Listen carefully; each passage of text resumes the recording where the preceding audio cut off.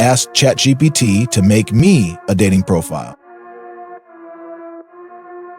Bro said, I enjoy long walks through the blockchain and emotional scalability. He wrote, Steve is a high-performance man who syncs well with strong Wi-Fi. What does that even mean? Emotionally unavailable, but highly automatable. I'm not a Tesla, man. Now I got 38 matches. Problem is, 17 of them are robots.